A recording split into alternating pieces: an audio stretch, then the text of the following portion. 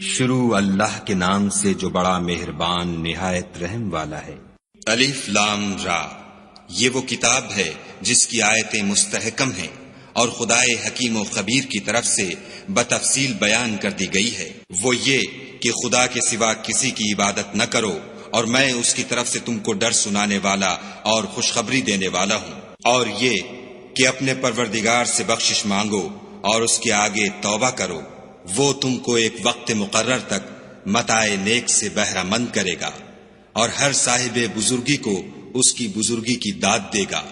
اور اگر روگردانی کرو گے تو مجھے تمہارے بارے میں قیامت کے بڑے دن کے عذاب کا ڈر ہے۔ تم سب کو خدا کی طرف لوٹ کر جانا ہے، اور وہ ہر چیز پر قادر ہے۔ دیکھو، یہ اپنے سینوں کو دوہرا کرتے ہیں تاکہ خدا سے پردہ کریں۔ سن رکھو، جس وقت یہ کپڑوں میں لپٹ کر پڑتے ہیں تب بھی وہ ان کی چھپی اور کھلی باتوں کو جانتا ہے۔ وہ تو دلوں تک کی باتوں سے آگاہ ہے۔ اور زمین پر کوئی چلنے پھرنے والا نہیں مگر اس کا رزق خدا کے ذمے ہے۔ وہ جہاں رہتا ہے اسے بھی جانتا ہے، اور جہاں سونپا جاتا ہے اسے بھی۔ یہ سب کچھ کتاب روشن میں لکھا ہوا ہے۔ اور وہی تو ہے جس نے آسمانوں اور زمین کو 6 دن میں بنایا، اور اس وقت اس کا عرش پانی پر تھا۔ تمہارے پیدا کرنے سے مقصود یہ ہے کہ وہ تم کو آزمائے کہ تم میں عمل کے لحاظ سے کون بہتر ہے۔ اور اگر تم کہو کہ تم لوگ مرنے کے بعد زندہ کر کے اٹھائے جاؤ گے تو کافر کہہ دیں گے کہ یہ تو کھلا جادو ہے۔ اور اگر ایک مدت معین تک ہم ان سے عذاب روک دیں تو کہیں گے کہ کون سی چیز عذاب کو روکے ہوئے ہے۔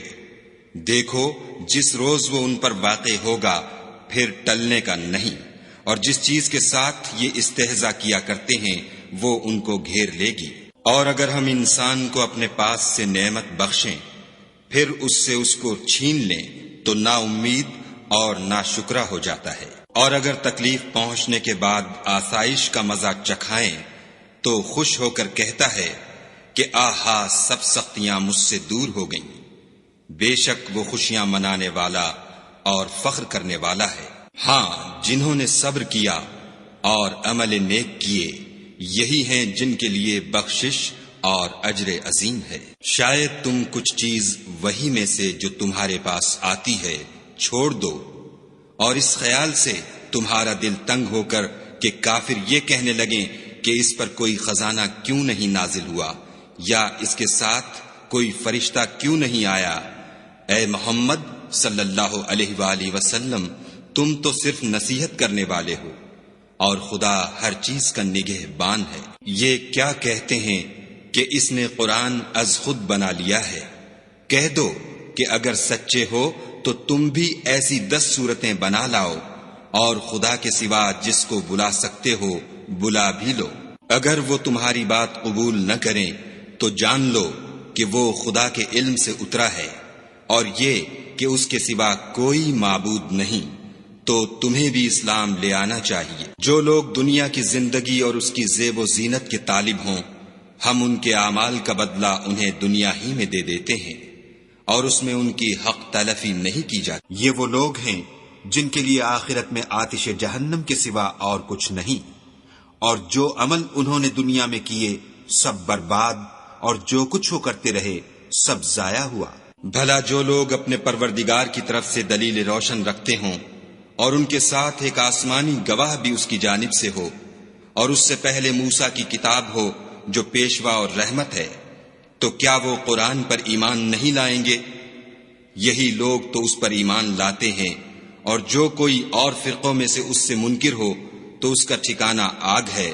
تو تم اس قرآن سے شک میں نہ ہونا، یہ تمہارے پروردگار کی طرف سے حق ہے، لیکن اکثر لوگ ایمان نہیں لاتے۔ اور اس سے بڑھ کر ظالم کون ہوگا جو خدا پر جھوٹ افطرا کرے؟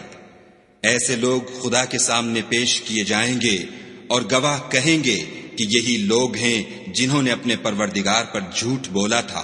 سن رکھو کہ ظالموں پر خدا کی لعنت ہے۔ جو خدا کے رستے سے روکتے اور اس میں کجی چاہتے ہیں، اور وہ آخرت سے بھی انکار کرتے ہیں، یہ لوگ زمین میں کہیں بھاگ کر خدا کو ہرا نہیں سکتے، اور نہ خدا کے سوا کوئی ان کا حمایتی ہے۔ اے پیغمبر صلی اللہ علیہ وآلہ